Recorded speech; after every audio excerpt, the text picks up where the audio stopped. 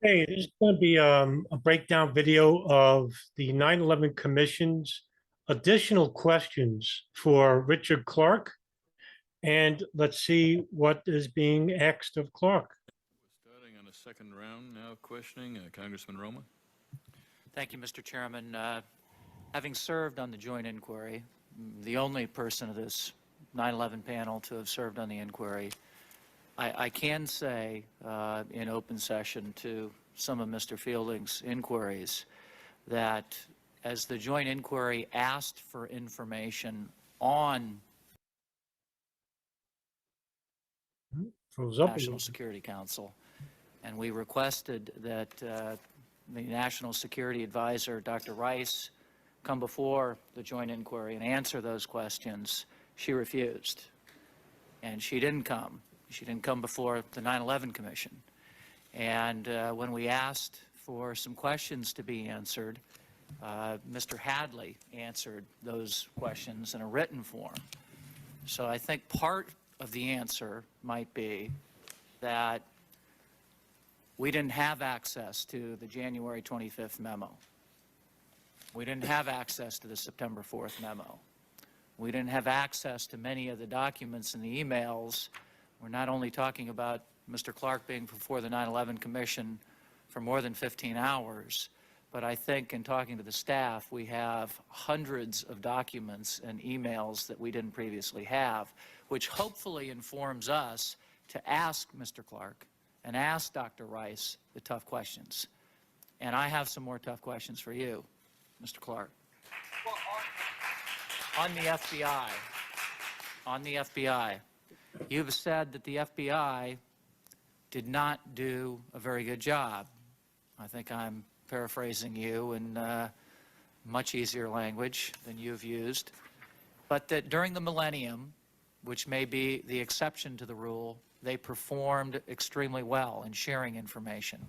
How do we get the FBI to do this on a regular basis? We still have problems here today.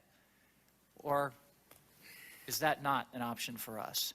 We don't have time, Mr. Clarke. I mean, I appreciate everybody going after everybody in Washington, D.C.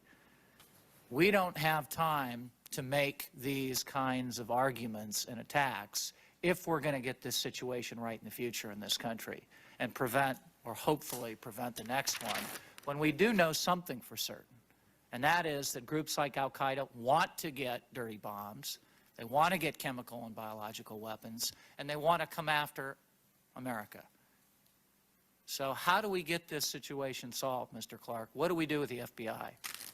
What's your recommendation?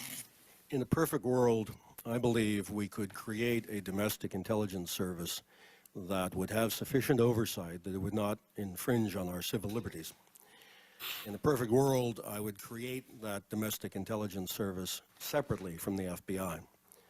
In the world in which we live, I think that would be a difficult step to go directly to.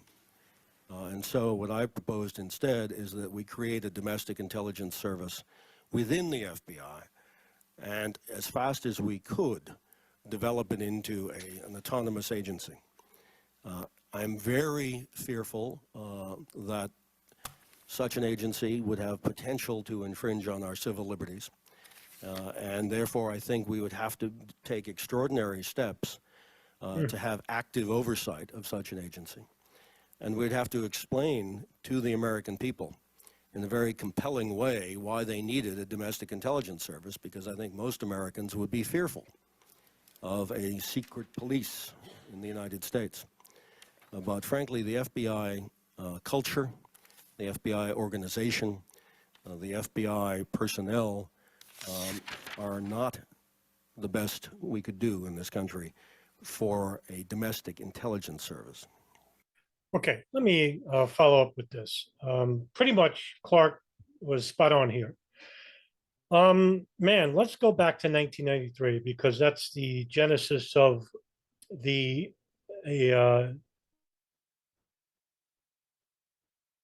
evolution of Arab terrorism, if you will. So if you go back even to 1993, we saw a lot of malfeasance, and I'll use that term lightly, so I think it's worse, regarding Arab fundamentalism. Now, this is before Al-Qaeda. The plotters of 1993 had next to nothing in any type of connection with bin Laden. Ramzi Youssef never pledged loyalty, or as they say in Arabic, bayat, to bin Laden. In fact, they never even met. So this was a Baluchi organization, Abdul Hakim Murad, and of course, remnants of the Mujahideen, the Arab Mujahideen, not Afghan. People like Mahmoud Abalima, Muhammad Salameh, Nidal Ayad. You get these fundamentalists who really are just like the muscle hijackers. You know, they're there to help around with the labor, if you will. But the organizational planning is a lot different, and that takes skill. Ramzi Youssef was a highly educated man. He went to Great Britain to university, studied engineering, knew how to make bombs, but there were other people that he met along the way, like Ahmed Hajjaj, who had some connections to foreign intelligence, specifically Israel, who was never involved with any fundamentalism of his own. He was making fraudulent dollars, and he basically became an asset for Israeli intelligence. He became involved with the 1993 World Trade Center bombing, helping Ramzi Youssef build the bomb. The FBI basically knew that there was foreign intelligence regarding monitoring of certain subjects involved with 93 and failed to share this information with the legacy media. And I always forget this one cop's name. Nelson Martins actually knows his name, and I forget his name, that basically said one day, even if there were Israeli assets, we wouldn't tell you. So what does that tell you right there? There's a connection between 93 and 9/11. At the FBI, when they caught Ramzi Youssef, when they caught Mohammed Salameh and Mahmoud Abalima, they actually got them convicted to 240 years and basically said afterwards, this is James Fox, the director, he basically said, well, that's the end of Arab fundamentals. There is no larger cell. We caught everybody. Well, one fireman in particular, Ronald Buka, basically was following the Youssef sentencing and trial and figured out all on his own that there was a bigger network, a much bigger network inside the United States. And the FBI basically blew it. They continued to deny Ronnie Buka and continued to neglect his work. In fact, when he went to give his chart with the strings of a larger network that was involved, he basically was ignored. And he turned out to be right. There were a few police officers in the New York counterterrorism unit, people like Frank Pellegrino and John Antisev and Lou Napoli, people from the Bin Laden unit later, you know, Jack Clunan, they saw the writing on the wall. They knew that there was a bigger network, but their superiors wouldn't listen to them. Fast forward to Bajinka of 1995, 96, and all of a sudden, Ronnie Buka turned out to be right. And guess who was involved with the planning of that? Ramzi Youssef and his uncle, Khalid Sheikh Mohammed, who got the idea from 9/11 regarding the Bajinka plot. And Filipino intelligence shared that information with the FBI. What did the FBI do under Director Louis Freeh? Did he share that information with the airline industry? Did they share it with the INS? Did they make the necessary stricter changes for security within these apparatuses? No, they didn't. So the FBI had a lot of good agents on the ground. People like Mark Rossini and Doug Miller and Robert Wright Jr., and people like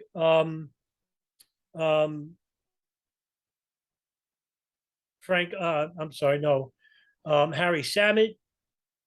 Then later on, Colleen Rowley, you know, people who wanted to make a difference, real whistleblowers. Ken Williams in Phoenix is another.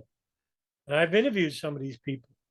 These are people who got in trouble for sharing information that could have, if shared correctly with others, could have prevented 9/11. So we do have some agents on the ground who did try to do the right thing, but their superiors didn't listen to them for whatever reason. Now, if you want to say that this was intentional, go right ahead, but you ain't going to have any proof. It's speculation. That's all it is. We don't know why they didn't listen to these people. The warning signs were out there, going all the way back to 1993, going to Bajinka, going to the 1998 East Africa bombings, where there was warnings before that they were going to attack embassies in Africa. They ignored these people. Yes, they did well with the Millennium Plot, finally. But the superiors at the FBI, especially the CIA and the NSA, failed us more so. We will certainly be looking to people in future hearings for their recommendations in a host of different areas. So I hope that you might think through this area a little bit more and be available to us. Mr. Clarke, let me ask you some difficult questions for you to get at the complexity of our relationship with the Saudis. On the one hand, I think it's fairly, there's a great deal of unanimity that the Saudis were not doing everything they could before 9/11 to help us in a host of different areas, that 15 of the 19 hijackers came from there, that we had trouble tracking some of the financing for terrorist operations. Yeah, by the way, the State Department certainly didn't help, and they to continue to this day to cover up for the fact of the Saudi kingdom having any links with the terrorists involved with 9/11. We still have too many of the madrasas and the teachings of hatred of Christians and Jews and others coming out of some of these madrasas. Not Islamic. We need to broaden and deepen this relationship. I will ask you a part A and a part B. Part A is, where do we go in this difficult relationship? And part B is to further look at the difficulty here. You made a decision after 9/11 to, I think, and I'd like to ask you more about this, to allow a plane of Saudis to fly out of the country. And when most other planes were grounded, this plane flew from the United States back to Saudi Arabia. I'd like to know why you made that decision, who was on this plane, and if the FBI ever had the opportunity to interview those people. You're absolutely right that the Saudi Arabian government did not cooperate with us significantly in the fight against terrorism prior to 9/11. Indeed, it didn't really cooperate until after bombs blew up in Riyadh.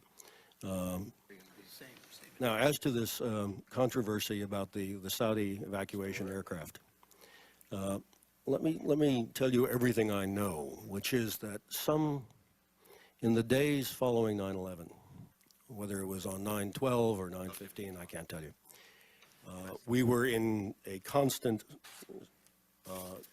crisis management meeting that had started the morning of 9/11 and ran for days on end. We were making lots of decisions, but we were coordinating them with all the agencies through the video teleconference procedure. Someone, and I wish I could tell you who, but I don't know who, someone brought to that group a proposal that we authorize a request from the Saudi embassy.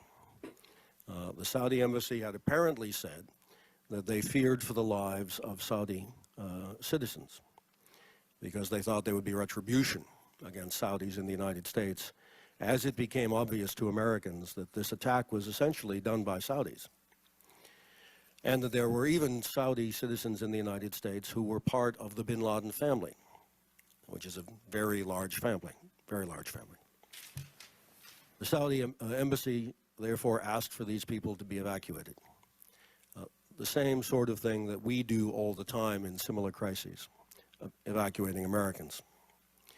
The request came to me and I refused to approve it. I suggested that it be routed to the FBI and that the FBI look at the names of the individuals who are going to be on the passenger manifest and that they approve it or not. I spoke with at that time, the #2 person in the FBI, Dale Watson, and asked him to deal with this issue. The FBI then approved, after some period of time, and I can't tell you how long, approved the flight. Now, what degree of review the FBI did of those names, I cannot tell you. How many people there are on the plane, I cannot tell you. But I have asked since, were there any individuals on that flight that in retrospect the FBI wishes they could have interviewed in this country? And the answer I've been given is no, that there was no one who left on that flight who the FBI now wants to interview. Despite the fact that we don't know if Dale Watson interviewed them in the first place. I don't think they were ever interviewed in this country. Do we know, so they were not interviewed here. We have all their names. We don't know if there has been any follow-up to interview those people that were here and flown out of the country. The last time I asked that question, I was informed that the FBI still had no desire to interview any of these people. Would you have a desire to interview some of these people that asked? I don't know who they are. We don't know who they are. I don't know who they are. The FBI knew who they were because they had. Given your confidence in your statements on the FBI, what's your level of comfort with this? Well, I will tell you in particular about the ones that get the most attention here in the press, and they are members of the bin Laden family. Okay. I was aware for some time that there were members of the bin Laden family living in the United States. And let's see, in open session, I can say that I was very well aware of the members of the bin Laden family and what they were doing in the United States. And the FBI was extraordinarily well aware of what they were doing in the United States. And I was informed by the FBI that none of the members of the bin Laden family, this large clan, were doing anything in this country that was illegal or that raised their suspicions. And I believe the FBI had very good information and good sources of information about what the members of the bin Laden family were doing. I've been very impressed with your. A little bit of background here. Okay, regarding the Saudis that left, this order came from the top, George Bush. On the evening of September 11, 2001, according to various sources I've read over the years, they generally agree that it was Tenet, CIA director, DCI, who basically conferred with Clarke about having the Saudis, especially the Saudi kingdom, friends of the U.S. government, to leave immediately for fear of backlash. When it was going to be publicly released that it was indeed Al-Qaeda involved with 9/11. Clarke agreed, and the FBI basically stepped in and got a large number of the bin Laden family out of Kentucky, Tennessee, and Massachusetts, which is where I think some of the bin Laden family had lived, and went to the University of Massachusetts. And these were all chartered flights out of the United States. And basically, all were authorized under the Bush White House, and all agree it was Bush who authorized it. Now, as for the interviews, it's alleged that there was a background check of a lot of these people, and even though they didn't have ties to terrorism, they basically didn't personally interview each one, but there is a list of people that we don't know that were on these planes. They were flown on private charter flights straight to Riyadh, the capital, Saudi Arabia. And so Clarke would be right. The only people who would have these names is the FBI. Now, I think it's high time that we know some of these names. Now, over the years, since this 9/11 commission, there have been some names which you could find on scrib.com, but not the whole manifests. And if you're lucky, you can get some articles that are outdated, but we'll talk about this specific incident And I think you should just Google Saudis that left after 9/11 on planes. I don't know which article. I wouldn't say Los Angeles Times, maybe Politico. Don't quote me on that. But yeah, it's also not a highly popular story, more reported story, and for good reason, because we always cover up for the kingdom, even to this day. Your memory, sitting through all these interviews that the 9/11 Commission has conducted with you, I press you again to try to recall how this request originated. Who might have passed this on to you at the White House Situation Room, or who might have originated that request for the United States government to fly out? How many people on this plane? I don't know. We don't know how many people were on a plane that flew out of this country. Who gave the final approval then to say, yes, you're clear to go? It's You all probably right with won't the United say. States government to go to Saudi Arabia. I believe after the FBI came back and said it was all right with them, we ran it through the decision process for all of these decisions that we were making in those hours, which was the Interagency Crisis Management Group on the video conference. I was making or coordinating a lot of decisions on 9/11 and the days immediately after. And I would love to be able to tell you who did it, who brought this proposal to me, but I don't know. The two, since you press me, the two possibilities that are most likely are either the Department of State or the White House Chief of Staff's office. But I don't know. Let's Thank put it you. to you Thank you, this sir. way. Bandar bin Sultan, the U.S. Saudi ambassador to the United States, was having a meeting. Now, there is this picture. There's one picture of him, and I think Donald Trump or Dick Cheney and George Bush sitting on a patio. And when that picture was taken, I think it was taken either on the 12th or the 13th of September. And immediately after that, you had the exodus of the Saudis on these flights. I'm almost convinced that when Bandar met with Bush, one of the topics of that meeting was getting people from the kingdom out of the country as fast as possible. But that's my hunch. Senator Gordon? One more question on that subject. When the approvals were finally made and when the flight left, was the flight embargo still in effect, or were we flying, or was that over? Were we flying once again? No, sir. No, Senator. The reason that a decision was needed was because the flight embargo, the grounding, was still in effect. Okay. We talked a little bit in my earlier round of questioning about this frustrating phrase, actionable intelligence. And one of your recommendations to the new administration, according to our staff report, was to choose a standard of evidence for attributing responsibility for the call and deciding on a response. Did that express a frustration that you had for the previous several years, that the phrase actionable intelligence often seemed to be an excuse for people not doing anything, that perhaps they had other reasons for not wanting to do? Did you want a broader definition, either of how much intelligence what needed or how broad action should be? Yes. Yes to both? Yes to both. Okay.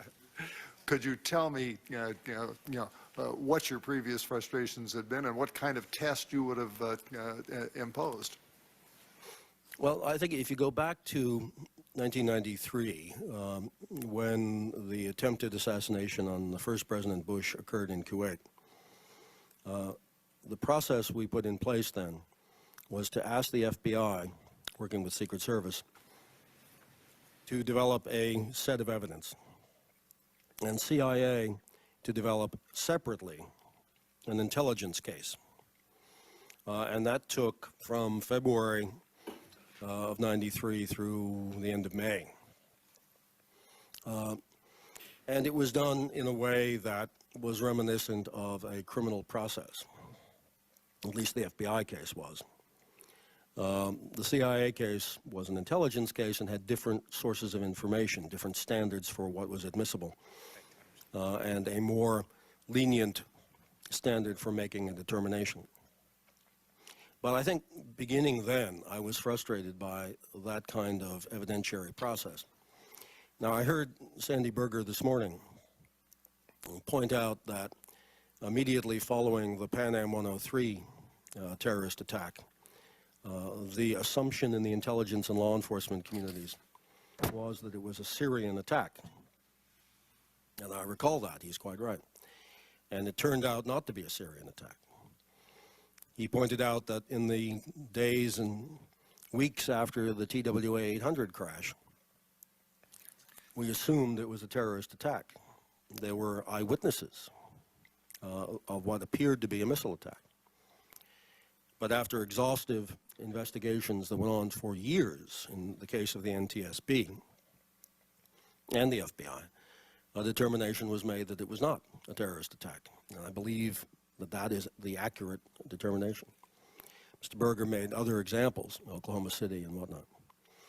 I think we have to distinguish between rushing to judgment after a terrorist event, which, as Mr. Berger said, is a mistake, because sometimes the evidence changes, sometimes the evidence develops. We saw this in Spain just 2 weeks ago, where for the first day after the attacks in Madrid, the evidence really looked like it was the Basque separatist group. And I know there are political charges against the Spanish government for having distorted intelligence, but there was a lot of intelligence the first day that suggested it was the Basque terrorist group. So we do need to be careful not to rush to judgment after a terrorist attack. On the other hand, what I'm suggesting, what I was suggesting in that paper that you referred to, is that we not necessarily have to wait for a terrorist attack in order to attack a terrorist group. But when you sometimes do that, you get into trouble. Mm-hmm. Yeah. President Clinton got into a lot of trouble, a lot of criticism for blowing up a chemical plant in Sudan. To this day, there are a lot of people who believe that it was not related to a terrorist group, not related to chemical weapons. They're wrong, by the way. But the president had decided in PDD 39 that there should be a low threshold of evidence when it comes to the possibility of terrorists getting their hands on chemical weapons. And he acted on that basis, and when he acted on that basis, he and his advisors were all heavily criticized. So what I was suggesting there, and what I am suggesting here now, is that while Sandy Berger is right, and we should not rush to judgment after a terrorist attack as to who did it until there is ample intelligence evidence, not criminal evidence.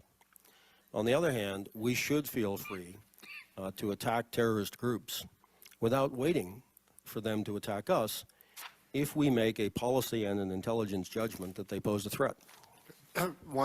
Now, that's question. really interesting, comes from Clarke, because there was a number of issues that came up, or operations by the CIA in the mid-90s about the assassination of Osama bin Laden, even before he came to Afghanistan in 96, when he was living in Khartoum, Sudan from 1992 to 96. We do know of a CIA analyst, case officer, Billy Waugh, who basically was tracking bin Laden on his daily movements, and basically went back to the White House counsel and said, hey, we could basically just kill this guy. I could kill him with a rock. I'm so close to him. And that was rejected.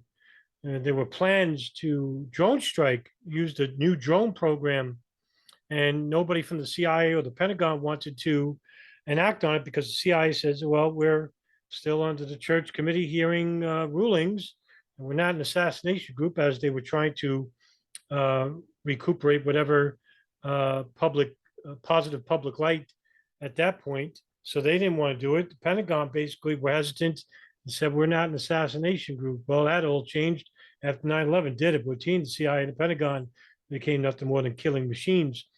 So nobody really wanted to embark on this mission of killing bin Laden using these very unorthodox methods of killing him. In fact, Clinton actually basically said during a national security brief, which was attended by General Hugh Shelton, in which he basically said, well, why don't a helicopter of Navy SEALs just parachute on down and kill bin Laden in Afghanistan? Hugh Shelton just looked at him incredulously, said, this guy's thinking we're all about Hollywood.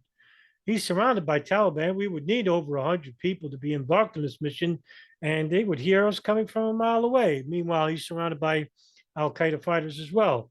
And they're not the types to give up. They basically would rather die before they even think of surrendering. So, yeah, I mean, this whole issue of killing bin Laden in the mid-90s could have saved us, the Cole bombing, East Africa bombings, and heck, 9/11. But nobody wanted to do it. In fact, the only credit I'll give Michael Scheuer, who's a sociopath, who was the chief of Alex Station during 1996 to 1999, he basically said, we could kill bin Laden with a missile strike while hosting a party with Yemeni princes. And who rejected it? Richard Clarke, of all people, because we were allies with Yemen at the time. And if we killed some of their princes, that friendship would cost us. On that. Between January and September of 2001, was there any actionable intelligence under either the narrow or broader definition that caused you to recommend an immediate military response to some provocation? I suggested, beginning in January of 2001, that the Cole case was still out there, and that by now, in January of 2001, CIA had finally gotten around to saying it was an al-Qaeda attack, and that therefore there was an open issue which should be decided about whether or not the Bush administration should retaliate for the Cole attack. He didn't. Unfortunately, there was no interest, no acceptance of that proposition, and I was told... Let me talk about that a little bit. This is a big subject because it's important. When that happened with the Cole bombing, the United States didn't react. And bin Laden basically saw it as a sign of weakness and decided to take the attack inside the United States. Now, there's twice where bin Laden tried to goad the United States into a Russian-style invasion of 1979. First, he attacked the embassies in Afghanistan, in Tanzania and Kenya, and then he attacked the U.S. warship off the coast in Yemen. And when the United States didn't basically do anything, he said, I'll take the attack inside the United States. And that's what will gain the reaction. Clinton wasn't a reactionary. And later on, bin Laden's son, Hamza, basically gave an interview to, I think, CBS, where he basically said that his father respected Clinton for not overreacting, because he thought that after the bombing of the embassies in 1998 would basically have the United States military fight the Taliban in Afghanistan and Al-Qaeda. And they didn't. And then when he bombed USS Cole, Clinton still didn't react. And meanwhile, you had the neoconservative faction in the White House led by who?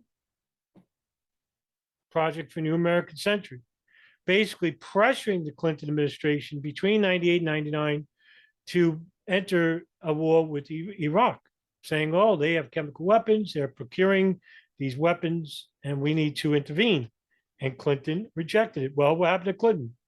The Monica Lewinsky scandal. On a couple of occasions, well, that happened on the Clinton administration's watch. I didn't think it made any difference. I thought the Bush administration, now that it had the CIA saying it was al-Qaeda, should have responded. But there was no other January to September incident that caused you to recommend a military response, I gather. In the general definition, I think there was. What we had discussed in the general definition was not waiting for the terrorist attack but feeling free to use military activity or covert action activity, it doesn't have to be military, covert action activity as a way of taking the offensive against terrorist organizations that look like they threaten the United States. And what our plan or strategy or list of options included was covert action activity to be taken to go on the offensive against Al-Qaeda in Afghanistan. Through surrogates or through? You know, also too, there were many times, a couple of times, put it that way. There were a couple of times the Taliban were having meetings with the High Council, Taliban High Council in Pakistan, that traveled to Afghanistan, met with the tribal leader, Mohammed Mullah Omar. And basically, one of the issues was bin Laden. Bin Laden is a guest. He's not a Hanafi Muslim, which is the school of thought of the Taliban. Bin Laden is Wahhabi. He's a Salafi. So even though they have some commonality, there is a strict religious differences between them two. But one tradition in particular, which predates Islam, is Pashtunwali law. And Pashtunwali law basically says that, and this is the ethics of the Taliban, a lot of them are Pashtuns, basically said that if a fellow Muslim comes into your home, you are to not reject him. So when bin Laden traveled back to Afghanistan, he was met with a promenade of Taliban fighters at the airport at Kabul in Pakistan. And then they greeted bin Laden and wanted him to return to Afghanistan, you know, because he had money and he could build training camps for them who were fighting the Northern Alliance for control of the country. So they welcomed him with open arms. But one thing they couldn't do is basically hand him over to Western intelligence or to Israel without having a backlash of the global Islamic Ummah, which is basically the Islamic unity, the Ummah. So they basically said that they knew that bin Laden was a thorn in their side, but they said, all right, we'll put him under house arrest because he gave out 2 fatwas. He was doing media interviews, and that ended in 1999 after a media an interview with CBS News in 99. The next interview he did was just days after 9/11 when U.S. invaded Afghanistan. In fact, the interview consisted of him, Dr. Ayman al-Swahiri, and Suleiman Abu Ghaith. And so it's a confusing subject if you don't know like the culture of the Taliban and Al-Qaeda and Arabs in general. And why didn't the Taliban just hand him over to the Saudi government? You know, Prince Turki bin Faisal, the head of the General Intelligence Directorate, met with Mullah Omar. Mullah Omar made a promise to him saying, yeah, we'll hand him over, but then thought better of it because when he met with the Taliban High Council, they said, you know, think of the consequences. What will this make us as seen by the Islamic community that we hand over a prominent name in bin Laden, a fellow Muslim, to a Western power? Yeah, it would look bad for them. So, but they had no idea like about 9/11 Taliban that we know of. And I don't think they did, because they did, they would basically handed bin Laden over because they were that close. And then when after 9/11 happened, you know, the very first media interview ever done was that day with a Taliban spokesman. He went on national TV and said that this was the work of the Taliban. And if the American government has evidence that bin Laden was behind it, they'd hand him over even to the Americans. And Bush later on said that we don't negotiate with terrorists. Direct intervention. That was a combination of both, but it was the determination of how that would be structured would be left to the CIA. Thank you, Mr. Chairman. Senator Kerry? Well, Mr. Clarke, let me say at the beginning that everything that you've said today and done has not damaged my view of your integrity. It's very much intact as far as I'm concerned, and I hope that your pledge earlier not to be a part of the Kerry administration did not preclude you from coming to New York sometime and teaching at the New School. So, In the Kerry. and Let me also say this document of Fox News earlier, this transcript that they have, this is a background briefing. And all of us that have provided background briefings for the press before should beware. I mean, Fox should say occasionally fair and balanced after putting something like this out, because they violated a serious trust. All of us. Bob Kerry is slamming Fox News even in 2003. Fair and balanced reporting. Yeah. All of us that come into this kind of an environment and provide background briefings for the press, I think will always have this as a reminder that sometimes it isn't going to happen.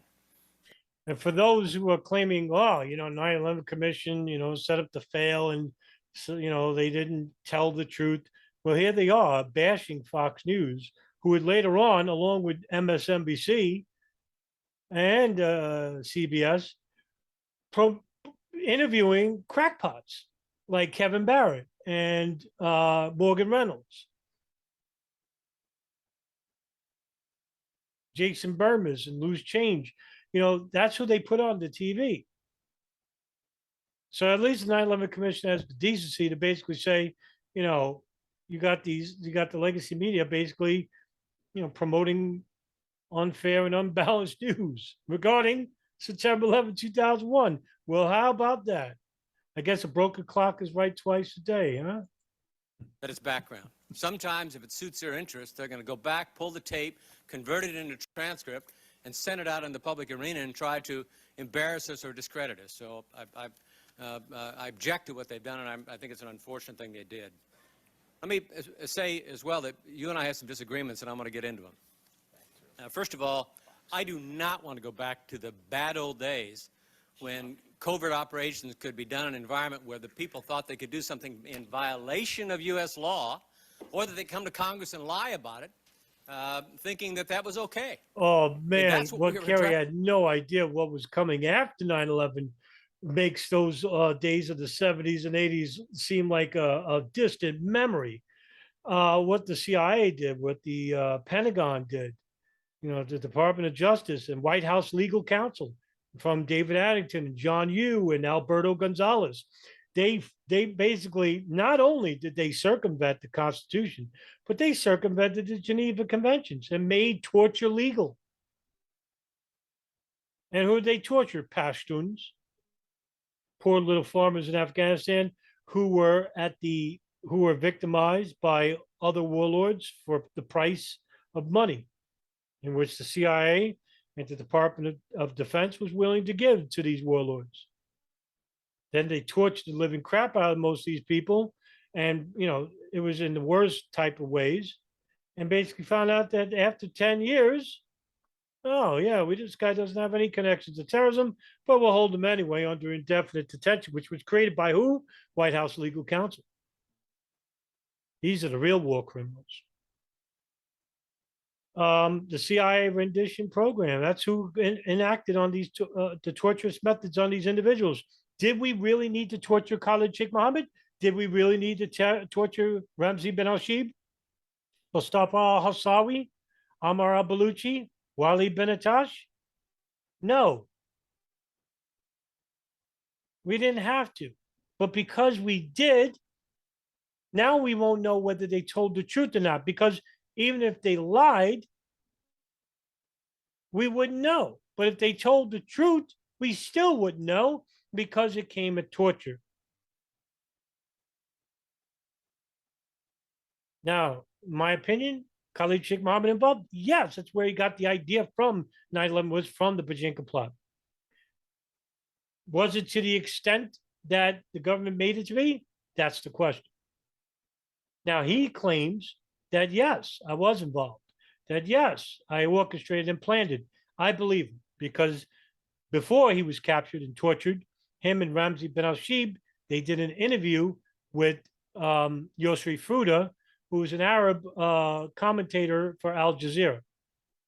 And he wrote a book called Masterminds of Terror with Nick Fielding, a fantastic individual, and one of my favorite interviews I ever did on The Darkened Hour. Go watch that one for a little bit of background about that interview with Yosri Fruda and Khalid Sheikh Mohammed and Ramzi bin al-Shibh in the days after 9/11, which took place in a safe house in Karachi, Pakistan. A few weeks later, they captured Ramzi bin al-Shibh, but then they captured Khalid Sheikh Mohammed. The CIA took the video that Yossi Fruta shot. Nick Fielding confirms it. And in the video, they basically say, yeah, we were involved. They showed him all artifacts, plane maps, and all that stuff. Now, does that mean, oh, well, this is the official narrative? Well, that's not the whole official narrative. That's just telling a small part of it. Now, in the 9/11 Commission report, they didn't mention this. They knew about this. They didn't mention this. That's why it's an incomplete report. It's an incomplete report. They didn't tell everything because they weren't allowed to look at a lot of stuff. A lot of stuff was classified, and a lot of these people basically didn't tell the truth. So they only got a small portion of it. And Director Philip Zelikow, who was acting on orders of the Bush White House, basically only showed them a portion of information. And you had people like Max Cleland, who was part of the 9/11 Commission, quit and said, you know, we're not allowed to look at everything. So is everything in the 9/11 Commission report true? No. Is it everything false? No. There's a lot more missing. Our attention to perhaps there were some personnel mistakes that were made in the response to the problems in Guatemala in particular. But I don't want to go back to the bad old days where guys could go out there and operate and not have to worry about U.S. law and not have to worry about whether or not they came and lied to Congress. Man, you had no idea what was coming, did you, Bob? Man, I would love to. You know what, man? He's still alive. I'd love to interview him. He was fantastic in these hearings. One of the few. And secondly, I don't see it as you do that the war in Iraq has increased the threat of terrorism. I honestly don't. Oh, well, I'm sorry, Bob. Yeah, it did later on, not now. But in 2006, it certainly did. In fact, Abu Musab al-Zarqawi, who was leader of the Wild Jihad, Tawhid Wild Jihad group, which later became Al-Qaeda in Iraq, he was given funding by Osama bin Laden to open up a training camp in Iraq, due in part because of the White House's decision to liquidate the military and the police. And who gave that order? Paul Bremer, under Iraqi Provisional Number 1 and Iraq Provisional Number 2, which liquidated all law enforcement and military, which caused the country to go into chaos. And what did the U.S. military do? They stood back and watched because they had no plan. The only plan was to capture and kill any Ba'athist officers and Saddam Hussein, in which they did. After that happened, well, we're not here to rebuild. What happened in 2006? There was a civil war in the country when Nur Maliki took over the country. He was a Shia Muslim, and there was a civil war because a lot of these Sunnis were imprisoned, and they didn't get much in the way of any funding and help in living in the country, and they basically took to the streets and protested, which led to the police under Nur Maliki and the military to assassinate a lot of these people. And then you got the Wahhabis basically coming to the defense of the Sunnis because they're a Sunni branch, even though the majority of Sunnis don't like Wahhabis. But by that time, they just accepted everything. I mean, this is all outlined by foreign policy advisors. They look at things like 5 to 10 years ahead of time. And I'm not saying that, Bush White House, they're in on it. They probably don't. Probably not even. But when you go into people like Douglas Feith, to Paul Wolfowitz, and Richard Pearl, these people aren't reactionaries. They think. They're planners. They think 5, 10 years, 20 years down the road, what would happen if such and such happened? Or such and such was a chain reaction. How would this react? How would they react? Well, when that civil war happened, Abu Musab al-Zarqawi finally got what he wanted. He got a lot of those people in the Ba'athist military, people who were military expatriates, people who were high ups like lieutenants and lieutenant generals, basically went to Zarqawi because he was very influential at that time, and said, look what the United States is doing. Look how they're ruining our country. That's all it takes. A little push. And they started joining. In fact, the very first people who joined the Al-Qaeda in Iraq, which later became the Islamic State in Levant, were Ba'athists, former Ba'athists, military members. Sound familiar? the Egyptian Islamic Jihad was made up compromising of university professors and military expatriates. And who made up the military wing of Al-Qaeda? These people of the Egyptian Islamic Jihad, ex-military, like Abu Ubaidah al-Banshiri, Abu Hafs al-Masri, Ali Muhammad, who was a CIA FBI informant. Yeah. It's interesting, right? When you look at the genesis of these Islamic fundamentalist groups and where did they come from? Say that the threat of terrorism in Iraq has unquestionably gone up as a consequence of al-Qaeda feeling even more opposition to freedom in Iraq than they do in freedom in the United States. They feel much more threatened by having an Arab democracy than they do by having a democracy in the United States. And so I don't see it that way. And though I don't go as far as the administration has done with drawing the connection to al-Qaeda, I do think that the presence of Abdul Rahman Yassim in Iraq certainly causes some suspicions to be raised. And I wonder, and I presume you know who Abdul Rahman Yassim is, and I wonder if you could comment on that. I mean, what conclusions do you draw by the fact that we have an individual who we believe was a part of the conspiracy to attack the World Trade Center, the World Trade Center 1 I'm so glad he asked this. February 1993, an associate of Ramzi Youssef, who was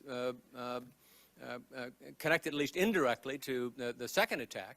I wonder what conclusions you draw from the fact that Yassim has been given, at the very least, a place that he could hang out, and he's on the lam again. And we're still hunting him and trying to find out where he is I'll in let Iraq Clarke today. answer this. Let me go back into the history of 1993, which is when we first heard about this man.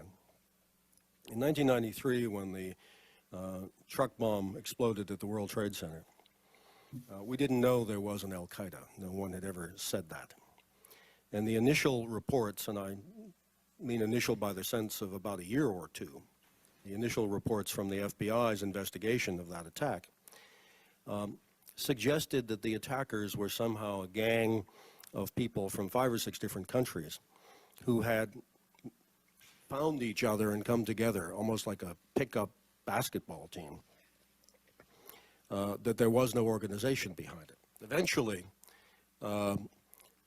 in retrospect, the FBI and CIA were able to discover that there was an organization behind it, and that organization is what we now call Al-Qaeda.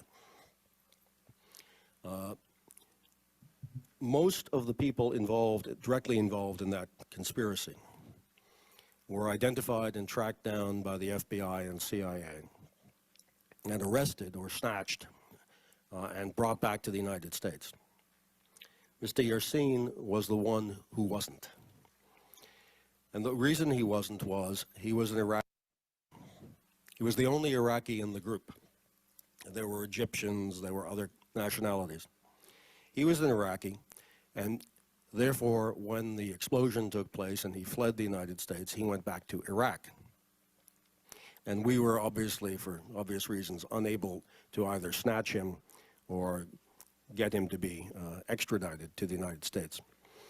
But the investigation, both the CIA investigation and the FBI investigation, made it very clear in 95 and 96, as they got more information, that the Iraqi government was in no way involved in that attack.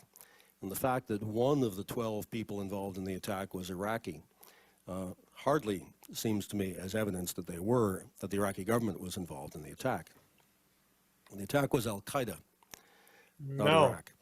The Iraqi government, because obviously of the hostility between us and them, didn't cooperate in turning him over and gave him sanctuary, as it did give sanctuary to other terrorists.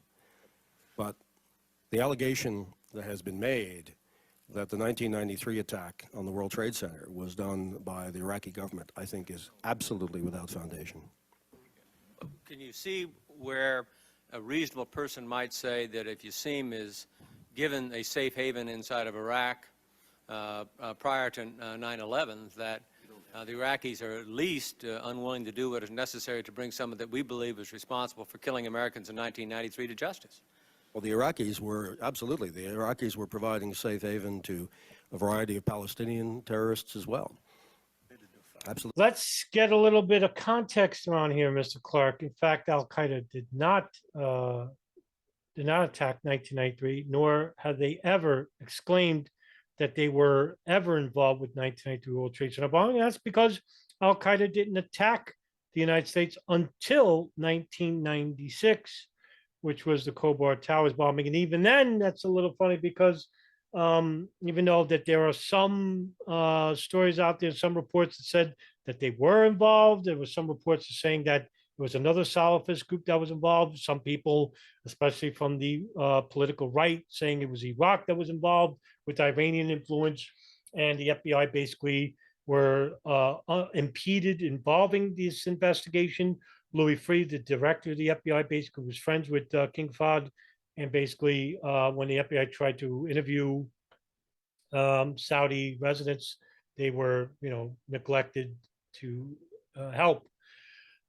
The only attack Al-Qaeda ever gave any type of credence to was the 98 East Africa bombings.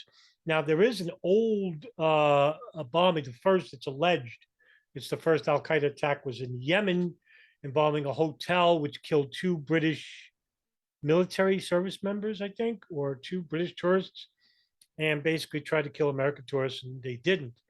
But Al-Qaeda never took credit for 1993 World Trade Center bombing. And like I said, Ramzi Youssef, the alleged mastermind of 1993, which I believe was the case, he was the mastermind, he never met bin Laden, never swore bayat to bin Laden, never exclaimed that Al-Qaeda was the group that he belonged to. Now, it is reported that when Ahmed Judge was traveling with Youssef to JFK, that when he tried to get into the United States with a very fraudulent passport, which the picture fell off, and he tried to come into the country, in his possession was a manual which had the word Al-Qaeda on it. And yeah, bomb making manuals. It was almost like, hey, look, I'm a terrorist. I'm bringing all this stuff here, which very well could have been the case. This is the reason. Hey, look, this guy really is dangerous. All the stuff, by the way, when he was detained, was given back to him. Yeah, it was given back to him. It's amazing. So when Ahmed Judge was detained by INS, by the security officers at JFK, Ramzi Youssef, because the jails were full, was let go with a desk appearance. And he went on to build a bomb that was used in the World Trade Center. And Ahmed Judge is the person that Youssef called from prison. And Ahmed Judge lived in Houston. He was a pizza delivery driver.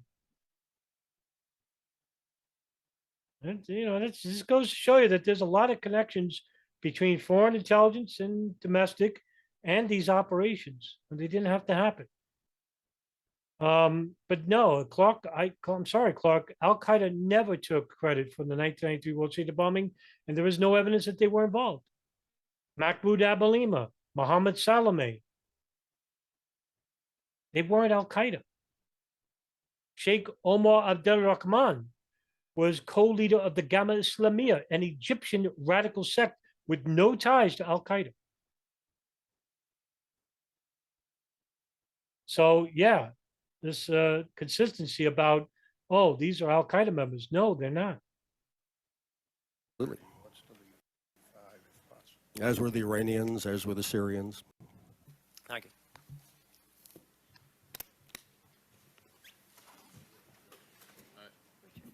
Commissioner Benveniste.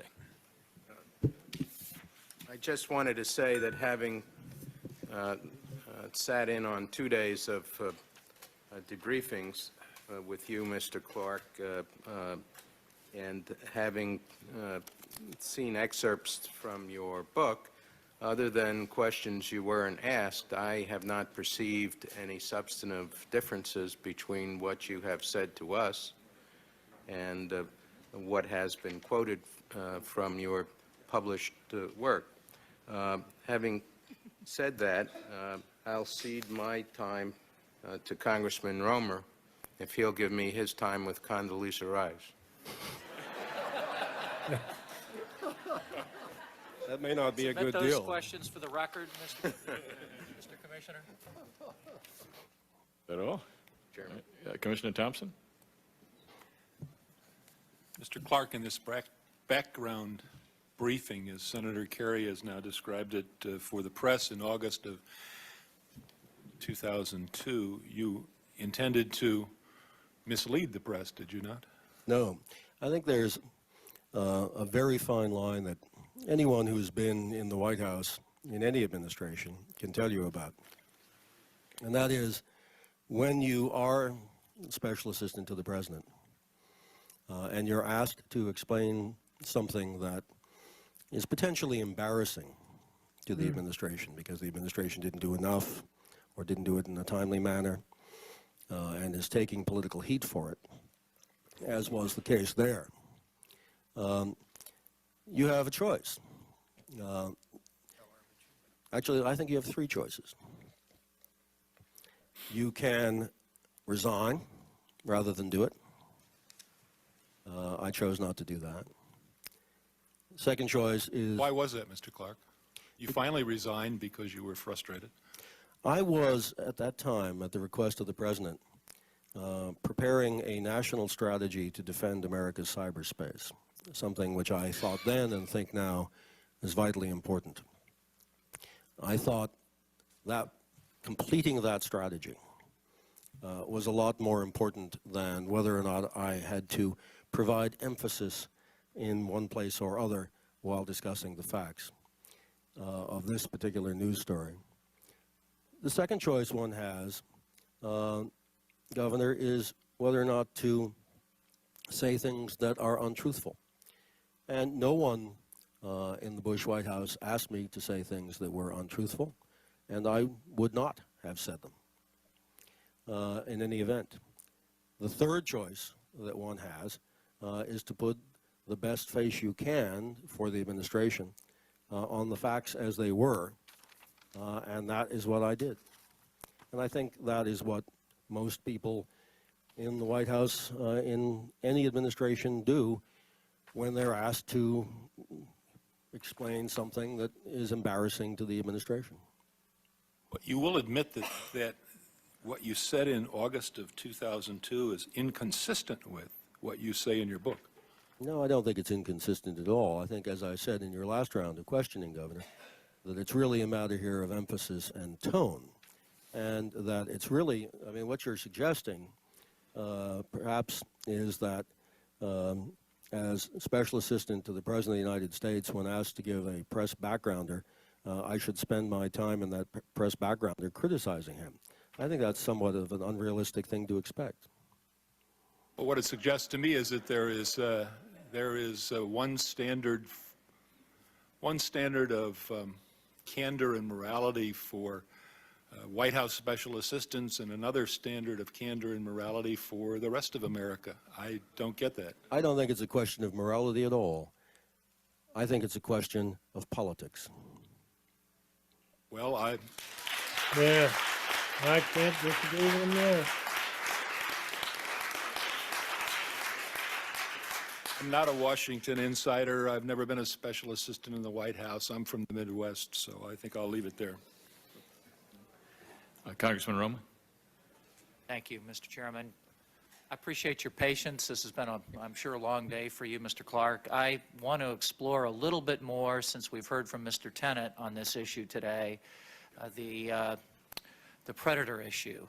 As you know, the Predator first came out of use in Kosovo, and it was used in various activities with a laser on it to track Serb tanks, to help us go after those tanks.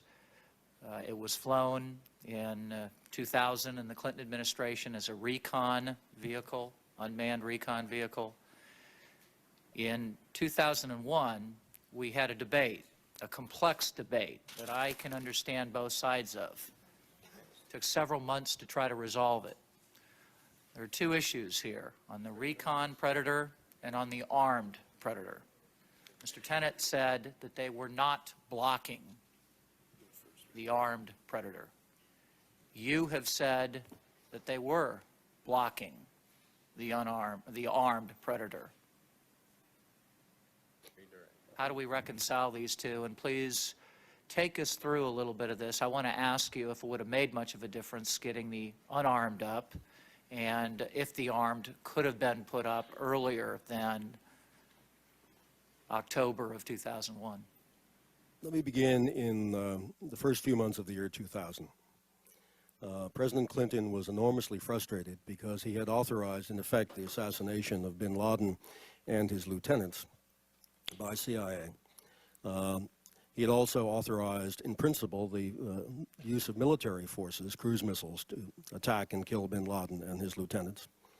And none of this had happened because the CIA had been unable to use its human intelligence resources in Afghanistan to provide, I'm sorry, Senator, actionable intelligence. On the occasions when we had things that looked like actionable intelligence, the 3 or 4 occasions, the director of CIA himself said the intelligence wasn't good enough. So the president was very mad, and he asked Sandy Berger and me to come up with a better way. I asked the director of the Joint Staff, Admiral Fry, and the associate DCI, Charlie Allen, to form a task force to come up with a better way. They proposed flying the Predator in Afghanistan. CIA's Directorate of Operations, the director of the Directorate of Operations, opposed the use of Predator in 2000 for reconnaissance purposes. He said that if there were additional resources available to pay for the Predator operation, he would prefer to use them on human intelligence. And how much are we talking about, Mr. Clarke? Pennies, relatively. Hundreds of thousands of dollars? Some of it cost hundreds of thousands. The whole program was in the low millions, I think. In any event, this slowed things down, obviously. Mr. Berger took up my cause with the Director of Central Intelligence and got their agreement that they would fly the reconnaissance version. It was flown in September and October of 2000, 11 flights. And the Directorate of Operations put a lot of restrictions on those flights, in part because they were afraid that the aircraft would be shot down and they would have to pay for it. I tried to point out that even if the aircraft were shot down, the pilot would return safely to home. But that didn't seem to persuade them. In any event, during those flights, at CIA's insistence, they were designed as a proof of concept operation, meaning that we could not have cruise missiles, other military activity, other covert action capabilities cued to this, so that when the Predator did see bin Laden, as it did, I think, on 3 occasions, but clearly on 1 in that time frame, there were no military assets available. There were no covert action assets available at the insistence of the CIA, because they wanted this only as a proof of concept operation. Fast forward to 2001. The flights had been suspended because of the winter during which they couldn't fly. We then became aware that there was a long-term program in the Air Force to arm the Predator. Johnny Jumper, the head of the Air Force, thought that it might be possible to crash, probably the wrong word, to accelerate this program and arm the Predator right away. General Jumper directed that happen. It happened in a matter of months, not a matter of years, and it appeared to work in tests in the western United States.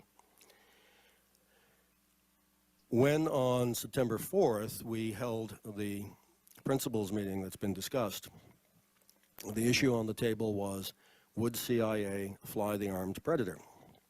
And CIA took the view in the principals meeting that it was not their job to fly armed UAVs. And they did not want to fly the armed Predator under their authority. I was informed by people who were in the CIA that during the discussions inside CIA, people in the Directorate of Operations had raised objections, saying, for example, that if CIA flies the armed predator and it kills bin Laden, then CIA agents all around the world will be at risk of retaliation attack by Al-Qaeda. I didn't think that was a very persuasive reason. And because I he'd be thought right. Look, there was even a hit list by bin Laden on Cofer Black, who's head of the counterterrorism unit. So, I mean, I don't know what the CIA was doing, but basically this sounds like a lot of like shady or just incompetence on their part. I don't know, man, what to make of it, to tell you the truth. But you got a number of chances to kill bin Laden from the CIA. And then you got a number of chances later on to kill bin Laden using the CIA, and they rejected to do so. There's a lot of back and forth tackling here. You know, it's funny because it was the CIA who wanted to kill bin Laden in the early 90s. And then later on, nobody wanted to kill bin Laden in the late 90s because there's all of these bureaucrats involved. CIA agents were already at risk of attack by Al-Qaeda. In any event, as the September 4th principle... Well, look, 1998, the fatwa by bin Laden and the World Islamic Front, which is what they called themselves, that's Rafi Taha, who's part of the Egyptian Islamic Jihad, Dr. Ayman al-Zawahiri, Egyptian Islamic Jihad, and two others, who basically said that any Western man, woman, child, doesn't matter, any Jew, any Christian, are to be killed. He made no distinction between military and civilian. The first fatwa, it was just military. Second fatwa was 1998. First fatwa was 96. In 1998, it was Al-Qaeda and a war against the United States. So in 1999, the DCI, George Tenet, committed war on Al-Qaeda. And they made it public. I think it's the first time ever in history where we had war on an organization and not a country. Meeting ended. CIA had not agreed to fly the mission. September 11th happened. CIA then agreed to fly the armed predator mission. It went into operation very quickly in Afghanistan. Yeah. It found the military within a commander. month? I think within a month. It found the military commander of Al-Qaeda. That's Abu because Hafs al-Masri, also known as Mohammed Atef, who was a former Egyptian military commander. Was armed then. It could not only find things, it could kill them. And it launched a missile, a Hellfire missile, at the military commander of Al-Qaeda and killed him and his associates. Hope that answers the question. That answers the question. Thank you, Mr. Chairman. Okay. Okay, that's it. So basically, you know, there's a lot of, there was a couple of mistakes on Clarke's part. Overall, I thought Clarke's performance at the 9/11 Commission was very good. Better than most, better than Condoleezza Rice, for example, better than George Tenet, for example, and better than anybody from NORAD who basically lied their asses off. Clarke basically was good. He was very good, actually. Very upfront, gave a lot of testimony, and really, you know, there's some blame here regarding Clarke. Not for 9/11, I guess. You know, Bush White House basically ignored him.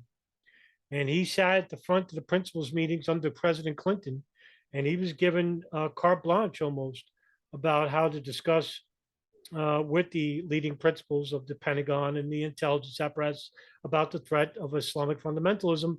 Well, that wasn't the case under the Bush White House. They didn't even want him at the principals meetings because they were more worried about China than anything else.